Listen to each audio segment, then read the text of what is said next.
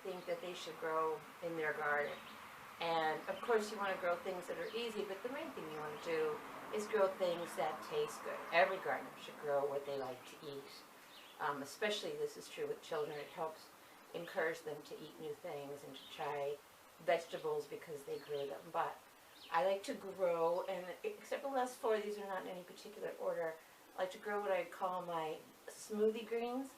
In the spring and at the end of the season, that's fresh spinach, just enough for my smoothies. Organic fresh spinach here is extremely expensive.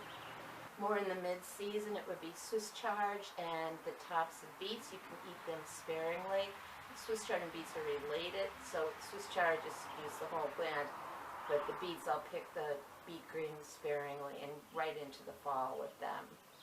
We do grow a lot of cucumbers, mainly because I love pickles, and we also make a lot of pickle relish. So we probably have about 2 dozen cucumber plants growing right now, which I will share some video of them at some point.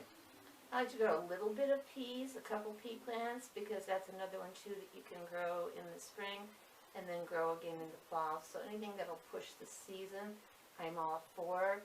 But this year we're growing corn, which we don't normally grow because we buy it locally from the farmers. It takes up a fair amount of space, but we're growing field corn for the chickens. So that's not what we want to grow specifically, but it is something that a lot of people do want to grow.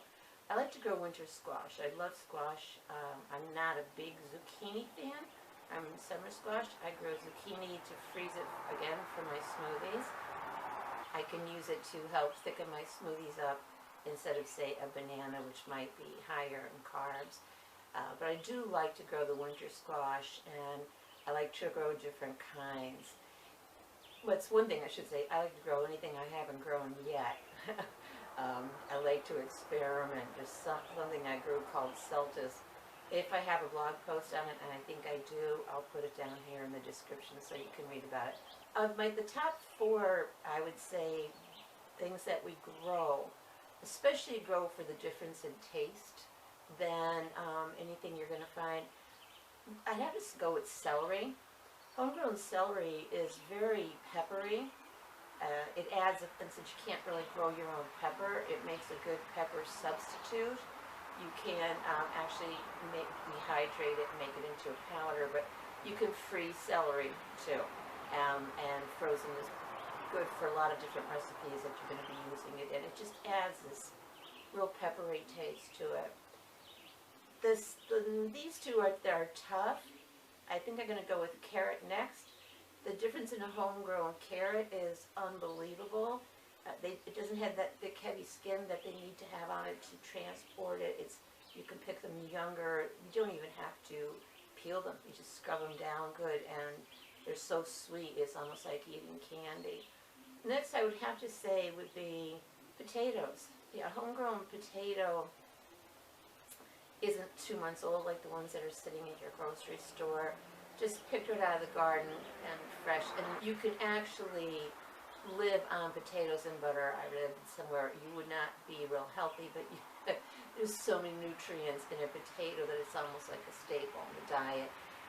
It does have a lot of carbs, so we kind of watch it, but it's not like I'm eating them every day. But we do grow potatoes, and they just make the best home fries. Plus, if you get too much, you can also always can them. You can mash potatoes and freeze them, but we don't do that so much. We just use them fresh throughout. They last into the winter, and then we go into canned until it's time to harvest again. Probably my number 1 is tomatoes. Like very many people, I think it is the number 1 most grown vegetable / fruit in the home garden. And the difference is tomatoes you would get at the grocery store are actually picked when they're not ripe, they're still green. And as they travel to your supermarket, they gas them to make them turn red. They're not really ripe, they just look ripe. Vine ripened is no better. kind of a misnomer. It doesn't matter if it's still gas when it's picked green. It doesn't matter if it's on a vine or not. You're just paying for something you can't eat. So the difference in homegrown tomatoes compared to any other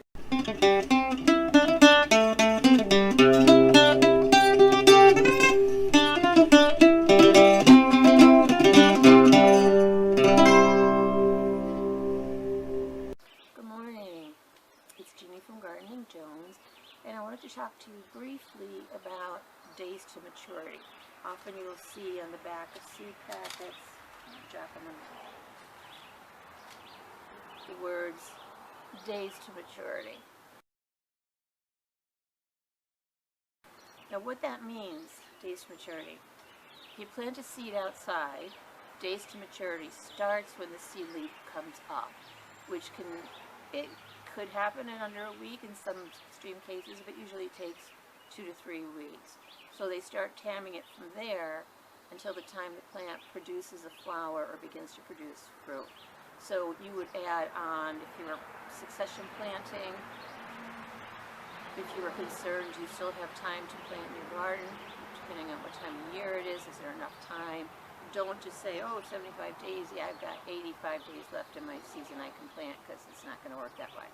So add on, say, 2 weeks approximately for the seedling to come up, depending on what time of year it is and what the seedling is.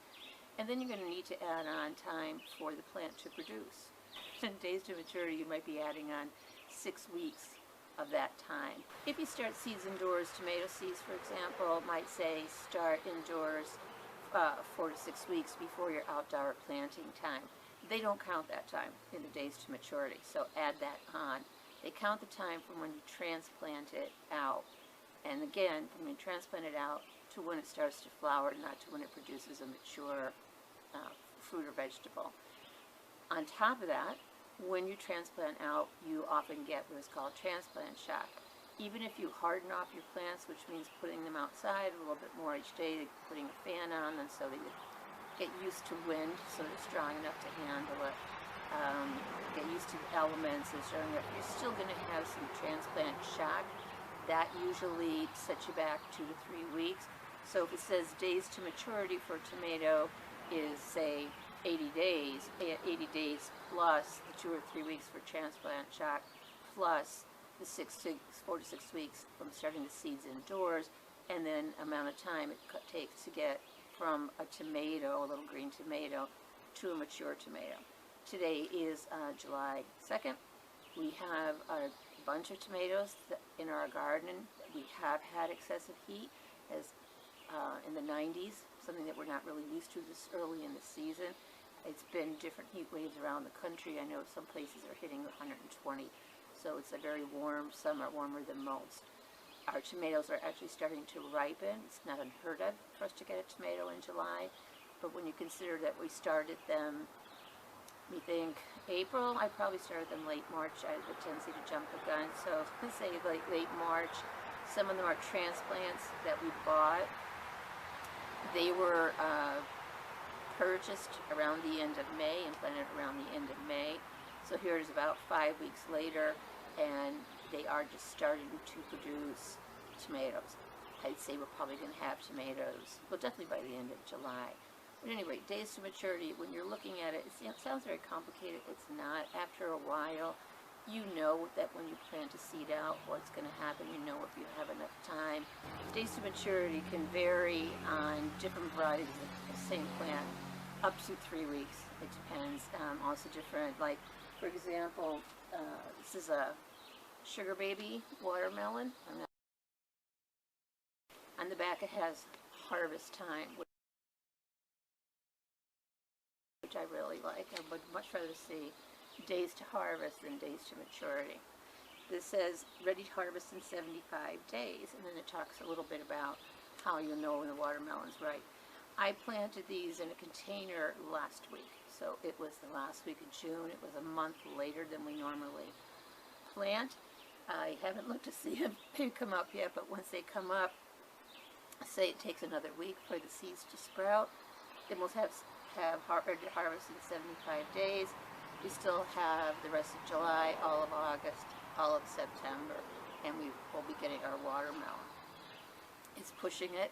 We can get a frost here as early as mid-September. We usually don't. We can go as late as the middle of October, end of October. So it is pushing it, but I know ways to make it. Save the plants from frost. You can cover them with sheets. If it's a light frost, once you get a killing frost, there's nothing you can do. I could also take the watermelon and put it in our weed greenhouse. We have a Harbor Freight greenhouse, the small size, and things like that. But I will let you know. I'll keep you informed. Was I able to push the season far enough? I think so. We'll see.